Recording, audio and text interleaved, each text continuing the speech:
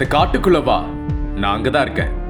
Online ஆப்பில் ஏற்பட்ட பழக்கம், அப்பாவி இளைஞனின் சித்திரவதை நிமிடங்கள், அதிர்ச்சியில் உறைந்த கோவை மாநகரம். திருவண்ணாமலை மாவட்டம் செய்யாறு பகுதியைச் சேர்ந்தவர் கிஷோர். இதில் அந்த இளைஞரின் நலன் கருதி பெயர் மட்டும் மாற்றப்பட்டுள்ளது.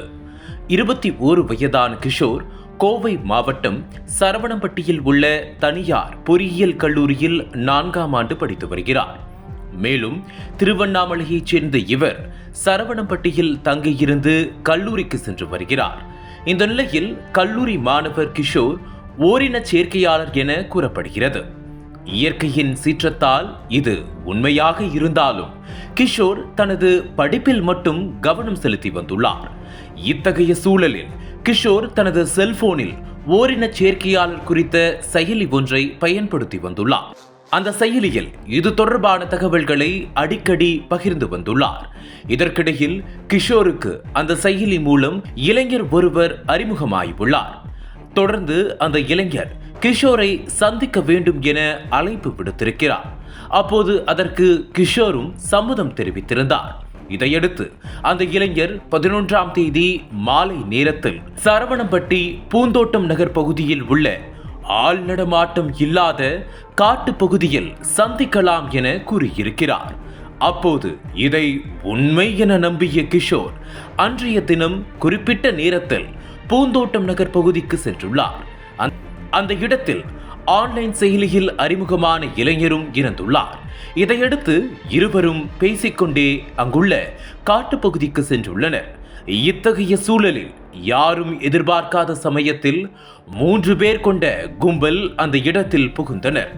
ஒரு கணம் இதை பார்த்து அதிர்ச்சியடைந்த கிஷோர் என்ன செய்வது என தெரியாமல் திகைப்படைந்த சமயத்தில் அவருக்கு மேலும் ஒரு அதிர்ச்சி காத்து கொண்டிருந்தது. காட்டுக்குள் புகுந்த அந்த 3 நபர்களும் தன்னுடன் வந்த நபரின் நண்பர்கள்தான். கிஷோரை தனியாக வரவழைத்து அவரிடம் இருந்து வழிப்பறி செய்வதற்காகவே இந்த திட்டம் போடப்பட்டுள்ளது. இதையடுத்து அந்த இளைஞனுடன் சேர்ந்து கொண்டு 4 பேர் கொண்ட கும்பல் கிஷோரை சுற்றி வளைத்து சரமாரியாக தாக்கியுள்ளனர். கிஷோரின் துணிகளை கவிழ்ந்து அவரை நீண்ட நேரமாக வைத்து கொடுமைப்படுத்தி உள்ளனர். தொடர்ந்து கிஷோர் வைத்திருந்த செல்போனை பிடுங்கிக் கொண்டு மர்ம கும்பல் அவருடைய வங்கி கணக்கில் இருந்து வேறொரு வங்கி கணக்கிற்கு ரூபாய் 11,000 பணப்பரிமாற்றம் செய்து கொண்டனர். அதன் பிறகு கிஷோரின் ஆடைகளை ஓரமாக தூக்கி வீசிவிட்டு அந்த கும்பல் அங்கிருந்து தப்பி சென்றது. அந்த கும்பல் தாக்கியதில் படுகாயமடைந்த கிஷோர் அங்கிருந்த தனது துணிகளை போட்டுக்கொண்டு மெயின் ரோட் பகுதிக்கு வந்துள்ளார். அதன் பிறகு அவரை பார்த்து அதிர்ச்சியடைந்த அக்கம் பக்கத்தினர் கிஷோரை மீட்டு அங்குள்ள தனியார் மருத்துவமனையில் சேர்த்துள்ளனர். அங்கு அவருக்கு தீவிர சிகிச்சை அளிக்கப்பட்டிருக்கிறது. இந்த நிலையில் பாதிக்கப்பட்ட கிஷோர் இச்சம்பவம் குறித்து சரவணம்பட்டி போலீசில் புகார் அளித்துள்ளார். அதன் பேரில் அந்த புகாரை எடுத்துக்கொண்ட போலீசார் இது தொடர்பாக வழக்கு பதிவு செய்து விசாரணையை மேற்கொண்டு வருகின்றனர். குறிப்பிட்ட சில செயலியின் மூலம் ஓரின சேர்க்கையாளர்கள் திருநங்கைகளை குறிவைத்து டேட்டிங் மற்றும் பாலியல் செயல்பாடுகள் என ஆசை காட்டி மர்ம கும்பல் குற்ற செயல்களில் ஈடுபட்டு வருகிறார்கள். மேலும் இதனால் பாதிக்கப்பட்ட மக்கள் இது குறித்து வெளியில் தெரிந்தால் தங்களுக்கு அவமானம் என கருதி காவல்துறையில் புகார் அளிக்க முன்வருவதில்லை. இதன் மூலம் குற்றவாளிகளின் செயல்பாடுகள் ஊக்குவிக்கப்படுகிறது.